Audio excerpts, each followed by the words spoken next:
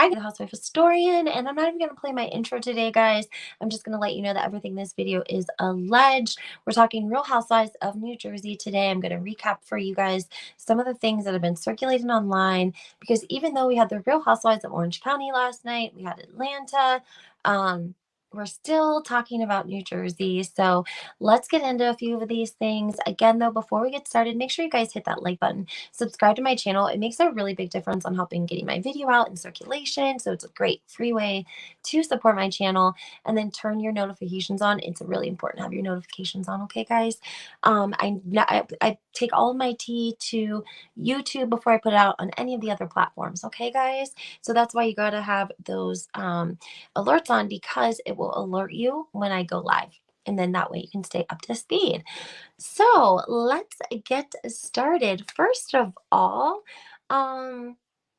people talking about this LLC with Teresa and Louis. So let me refresh everyone's memory. If you guys remember, Teresa and Louis originally bought this property, which was Sherry Shepherd's, okay? And they bought it in an LLC because it was an investment property until they ended up getting engaged and then eventually getting married, okay? The LLC was the name of the road that they met on. If you guys remember, Teresa said she met Louis. She was walking, she was crying, she was like talking to her parents, and they met on Bay Boulevard. So they literally named their LLC. It happened on Bay Boulevard. And it does look like it's 2.5 years old. And that's when they purchased the home right around the same time. And so I'm not really sure where people are trying to say her name isn't on the house. We've established the LLC, the name of the LLC, long time ago. Again, the house, they bought it 2.5 years ago. So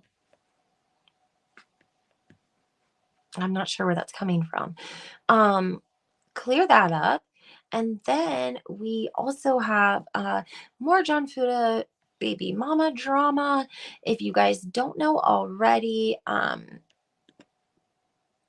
John Fuda's baby mother is in transitional control. So I'm going to talk to you guys a little bit about transitional control and women's prisons, halfway houses. These are jail, county jail, prison, federal prison. There are a bunch of boggle terms that like the average person isn't going to be able to understand, right? Like I get comments from people sometimes. They're like, no, you're wrong. I was able to visit my son without filling out any visitor paperwork.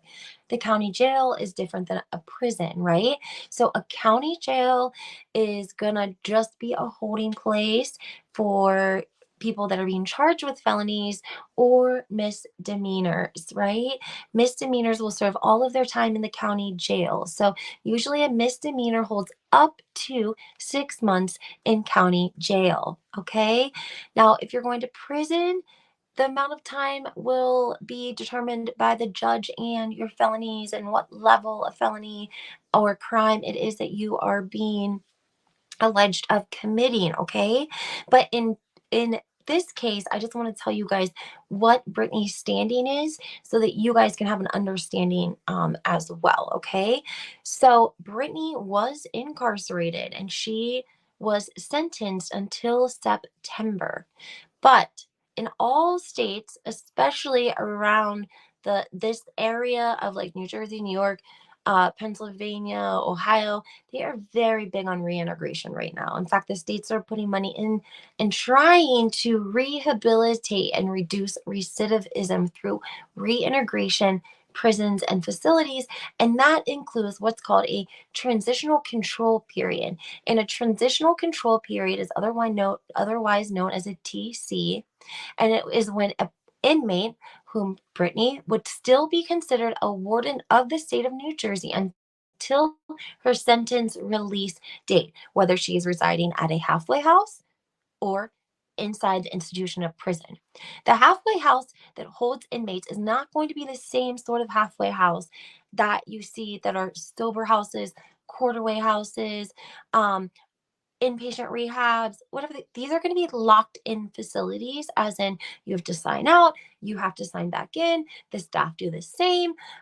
Usually how these are set up is if you are going to mail anything, yes, you do have to be an approved a visitors list, and approved mailing list. But the purpose of the transitional control, which is very limited, typically, especially for women, especially for women, it is very, very limited space, um, very limited facilities that the state sets up contract with to pay per inmate.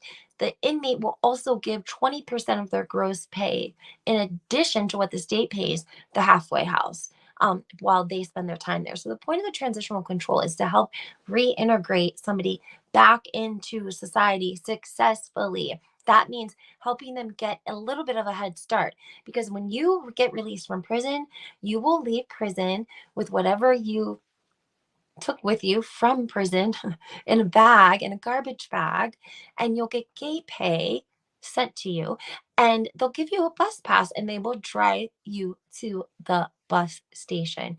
And then, just like that, you'll have to report to your APA the following Monday. And it is what it is. And you'll start looking for a job. And hopefully you have friends or family that you can reside with, because where else are you going to live? Right.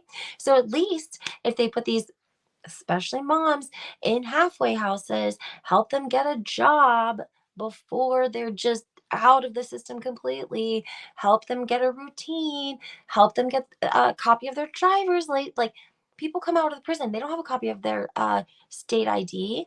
The prison, they don't, oh, their machine isn't always working. They're not going to always, they don't care if you leave there with a prison release ID. They surely didn't. Me, I had to go back inside. I had my caseworker from prison had to come pick me up and drive me to a male institution close by, and I had to enter that prison as a free inmate. It was all males. And I remember when we pulled up, because I loved my case manager. She was cool. And she was like, whatever you do, don't look in the window. Don't look in the window. Don't even look up there. Because when they see women, they're on a 23-hour lockdown. You can imagine what you might see. So the prison system doesn't necessarily care. And that's only because I told you guys I worked for unit management, which is one person under the deputy warden. That's how I have a lot of knows of the ins and out of how a institution actually functions from behind the walls, from working with the unit manager secretary, which is a very high position within an institution. So, anyways, John Fuda's baby mama is come from the prison to transitional control to finish out her sentence, to help her get ahead, right? So, what happens if you break the rules at transitional control? And what might be considered breaking the rules? Well, you're not allowed to drink. You're not allowed to do drugs. Obviously, you have rules and regulations of the transitional control, like when you have to be up, when you have to have your bed made, like who you leave on passes with. You have to make sure that they call your work every single day that you're at work, they call your work to make sure that you're there, literally. You got to really be on your P's and Q's while you're in the transitional control. And if you fail a drug test, or you are in there on a probation violation, then we call them task, and they literally just show up whenever they get there, and they will get let into the institution. They'll just come right in and call out whoever name they're looking for and stand them up and cuff them and take them right back to the county. And then from the county, they'll ride back to prison, and they'll go there to finish out their sentence. And that will be it. And everyone think, oh, well, if you just came from prison, it wouldn't be that bad to go back to prison. What's the difference? Well, the difference is, guys, that when you're inside an institution, they only issue you what's called like state pants, state clothing. It's a uniform. It's like pants, a shirt, and like rubber shoes with Velcro. Okay. Like nothing else. No t-shirts, no shorts, no underwears, nothing. So when you're going back to prison and you only have a couple of months, it makes it really hard, because the prison system's like behind, as in like your money, your phone time. You have to get a new PIN number. You got to get a new case manager. You got to pop thrack through admissions again, because they got to clear you, because now you've been on the outside. Like, it's a whole thing. So to go back to prison after making it to transitional control is a very terrifying thing, I'm sure. And that is what John Fuda's baby's mother is dealing with right now, because allegedly for releasing the emails to Melissa's old nose on Twitter that said that the son had reached out to her and found her through a portal within their system, and that it wasn't easy, or it wasn't hard to find her. And I told you guys the same way yesterday. We did a whole video where we were able to go to the New Jersey offender search, and you can find anyone in New Jersey that's incarcerated or in APA, whatever the case may be. Yes, they'll show up if they're still in transitional control. So again, him knowing that it doesn't take much to get somebody sent back to prison, right? um it's a really messed up situation up there for her. So hopefully, guys, we can all be thinking about her, praying for her, sending her some good vibes, because I think that she really just, somebody said, it was a content creator and I can't remember who it was, but they said that she said, like, she was in prison watching the reunion and was like, this is bullshit. Like, he is such a liar. And so when she touched down at the halfway house, she was happy to let people know what was what. Because nobody knows you like your baby mama. I'm sorry, John Fuda, but nobody knows you like your baby mama of 7 years. And I'm sorry, okay, for anyone that wants to take this woman's rap sheet and go through it and be the judge and the jury and decide anything about people's children or whatever the case may be. Like, he's old enough now that I don't even think custody is an issue. It sounds like his mom probably has been talked about poorly in front of him, and maybe that's partly why he doesn't desire a relationship with her. I'm sure that there's a lot of resentment there too, right? Okay. And obviously these are consequences of her addictions, and I just don't think it's fair to say, I'm gonna read off all of these charges and be like, "Oh yeah, and by the way, John dated me for 7 years." Yeah, 7 years. Our son's 14, so we've really only not been together the last 7 years. And how long have you? How was he? Has he been with Rachel? How many years? They just celebrated an anniversary.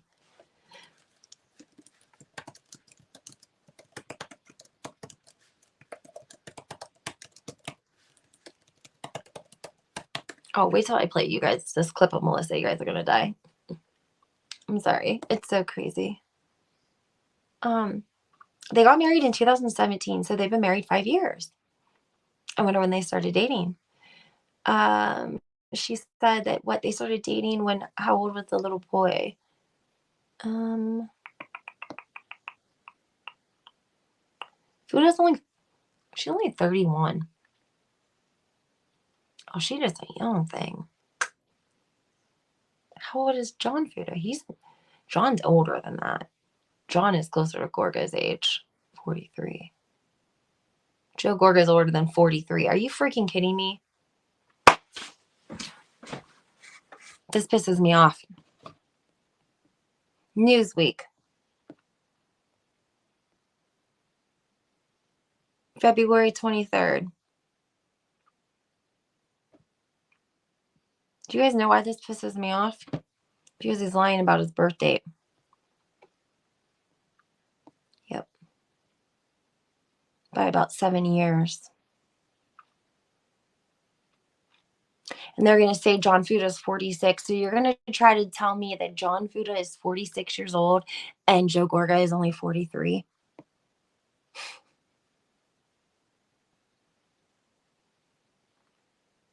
It says Rachel met John, her now husband, at the 46 Lounge in New Jersey. She's revealed she was working behind the bar at various locations at the time, and John would turn up to her different places to work to ask her out. Initially, she turned him down, but she just recently ended a relationship, but she eventually gave in and the pair went on their first date. They got married in 2017. It says, after her wedding, Rachel officially became stepmom to John's son Jaden from a previous relationship to Jaden's 16th birthday. I'm so proud of the young man he's become. Okay, so 16th birthday. They met in 2000.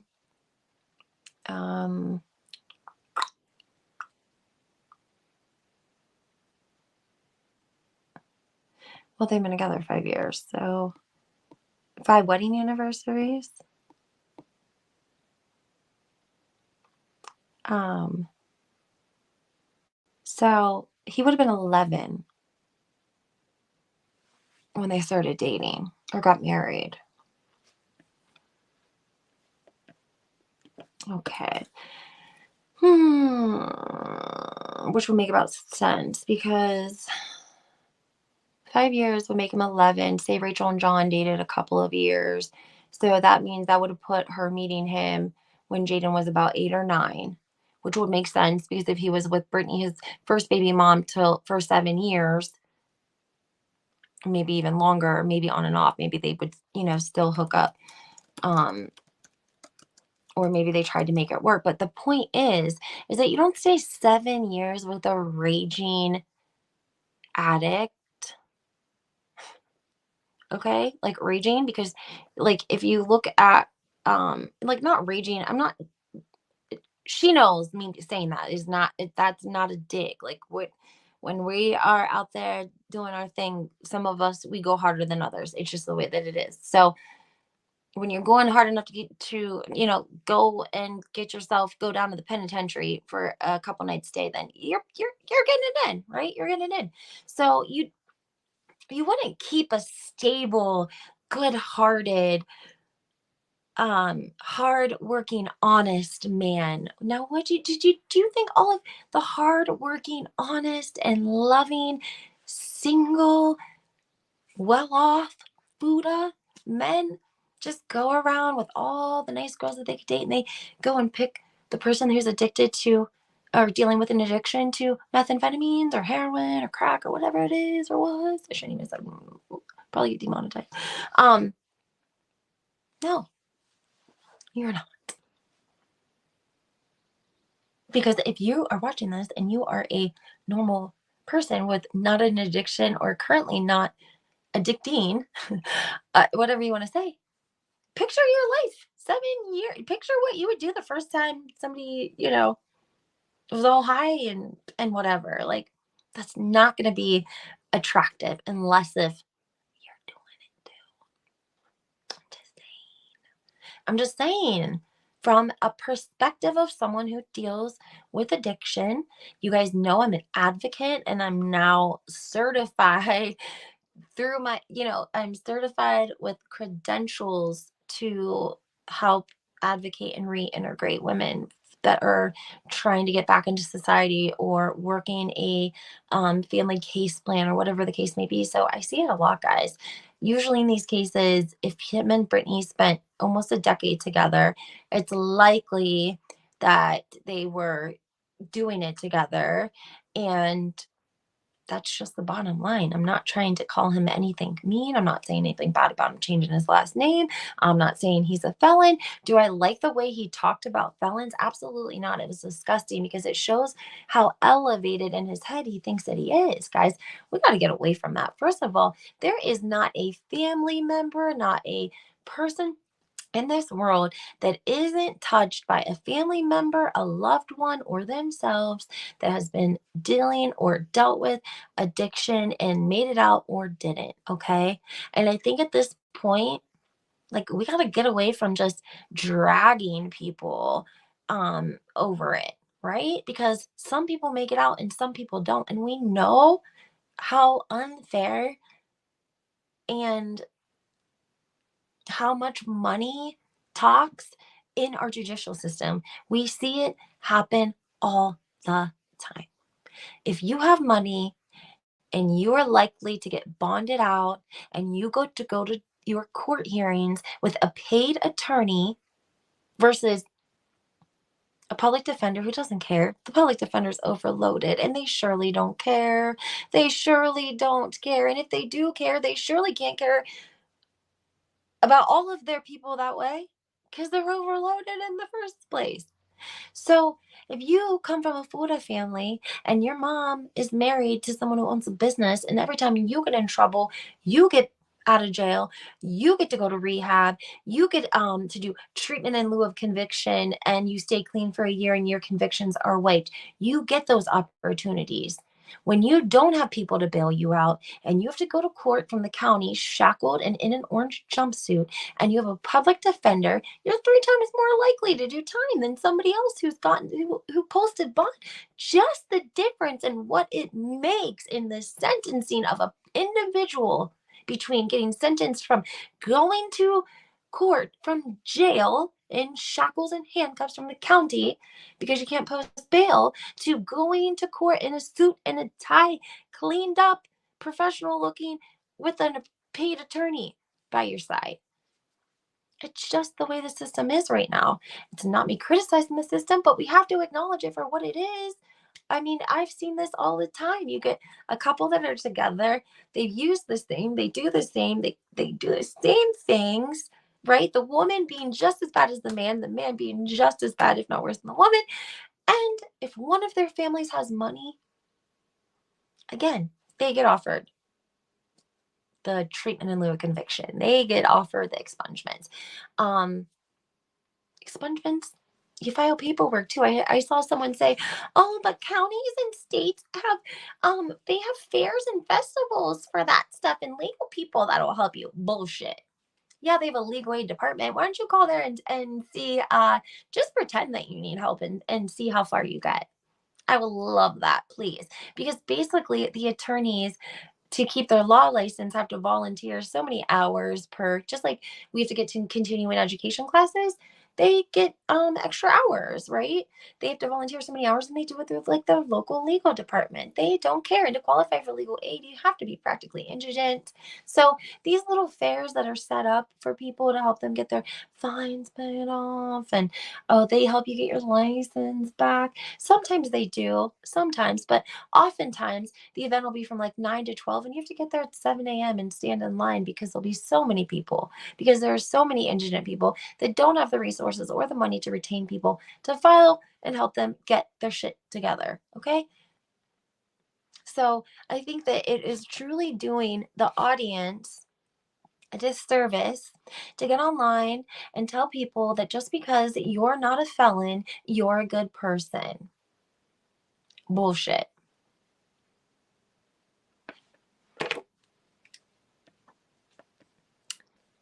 It's a pretty high and mighty thing to say. And I don't think it's quite a dig at Teresa. Maybe it is, but I don't even know if that's here. Probably though, because I'm gonna say it likely sounds like it was written by their friends over there. You guys know which ones. Because any opportunity they can to shade Teresa, they will. But they shaded every convicted felon that watches Bravo. Like, maybe maybe there's not a lot of us. Just saying. He offended me way before that. All I'm saying, guys, is let's not go on this woman so harshly, who is literally about, has done all this, not all this, but has done a significant amount of time behind bars, doesn't have a relationship with her child, doesn't know what is in the store for her. Let's, let's not be John Fudas. Let's not be John. Do you want to be a John Fuda? Do you want to be a female John Fuda? If you do, then get on here and talk about that woman's rap sheet. Talk about my rap sheet. Talk about everyone's rap sheet. Talk about all the convicted felons in the world. Don't talk about the pedos and the traffickers, that aren't behind bars. For all the political people. But it's okay. We understand.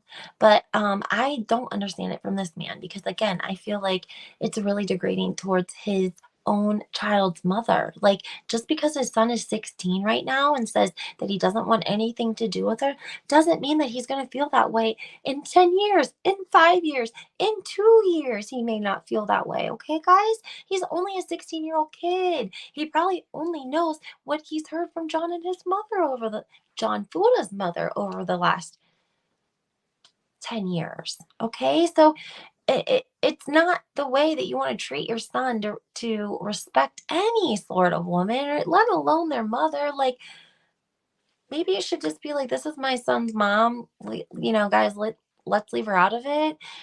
Let's not talk about her. Let's But instead, he gets online and wants to tell us all how he's a great guy because he's not a convicted felon. Okay, not a convicted felon. Well, that's good to know that Bravo does their due diligence in vetting everyone that's coming to the Real Housewives to make sure that they aren't felons, and as long as they're not a felon, they can come on the show. Okay, I'm just saying.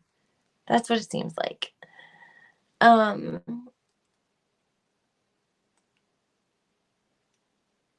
I was looking at.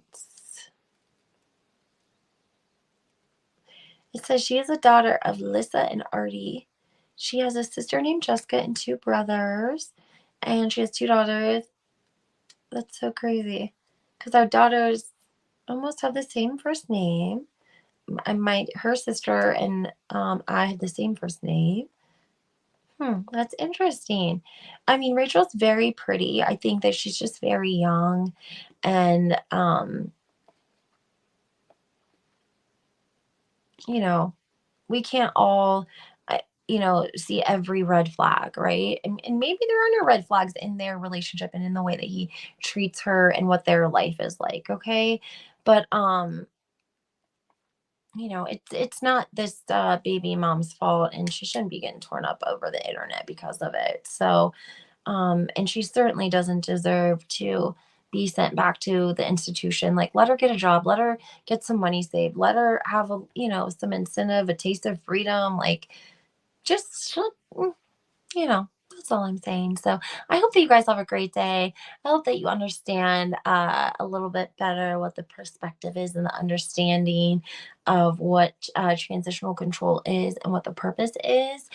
Um, because it's really important it can be really detrimental to somebody's sobriety because we already come out of prison feeling so much guilt, shame, and remorse, even though, a 12-step program would, want you to let go of that.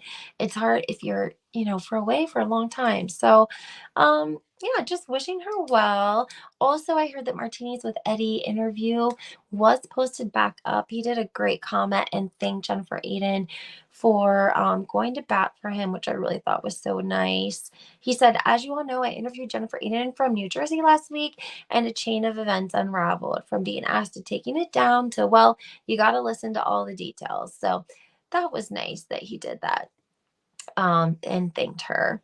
But other than that, guys, um, I will hop off here and let you guys have a good Thursday. Tomorrow's Friday, TGIF.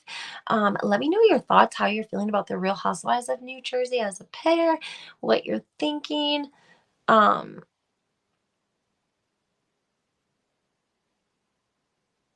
quick line in the reunion. This is true. Did I miss Smash? I don't remember. Shake Shack? Do you guys remember Shake Shack in the reunion? Okay, so I think that it must be.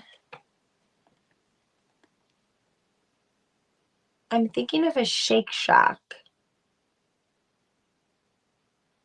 And Danielle Cabral, I think, is selling them on sweatshirts. And someone said, "Did I miss something on the show? Like, I don't get it. I don't remember a Shake Shack." And she said it was a quick line in the reunion. Hmm. Okay.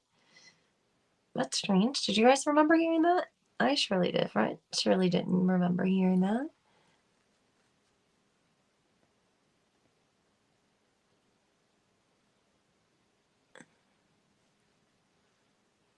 Sorry, guys. All right, well, I'm gonna hop off here. I hope that you guys have a great Thursday. I also am gonna throw one last thing in here because somebody sent me a DM over this, and it really gave me a great perspective. And I was gonna post it, but then I was like, I feel bad, right? So there was a DM from someone that said, "Can you please point out like the hypocrisy in the fact that fans were so upset with Robin and Giselle when Robin and Giselle hid Juan's affair for 2 years from viewers? And here we have Margaret, Melissa, and all of them holding this rumor from fans for almost 2 years too, and if it wouldn't have been for Danielle, we never would have heard it at all. No accountability. No accountability. Oh gosh, guys. It came out, I think.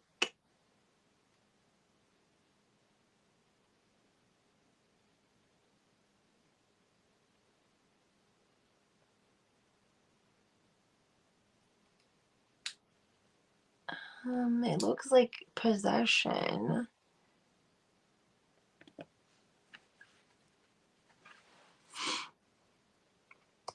And starting in 2008. Eek. 2008. That was early for methamphetamines. I don't know if I'm allowed to say that. Maybe it wasn't. Maybe for New Jersey it wasn't, but it feels a little early.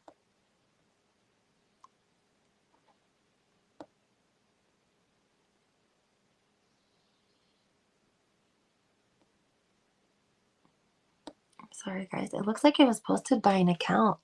It's housewives 911 on Twitter that originally tweeted it. And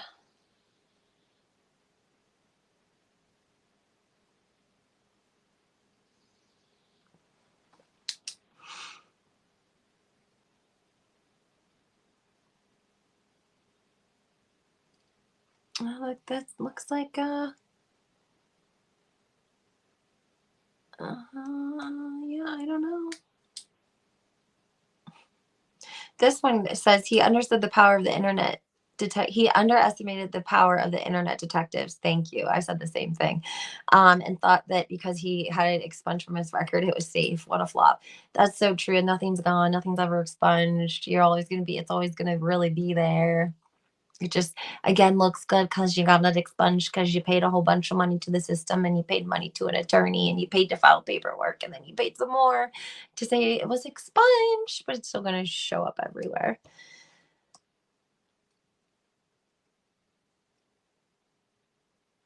Oh my goodness, this is so not good. All right, guys. Well, I'm going to leave it here. I'm not going to say anymore. I just want to let you guys know this is what's going on in the Real Housewives of New Jersey. It's getting very, very bad over there.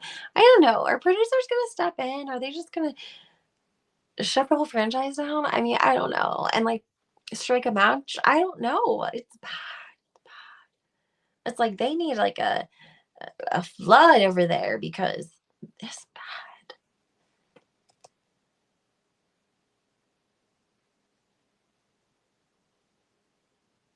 Okay, guys, that's it.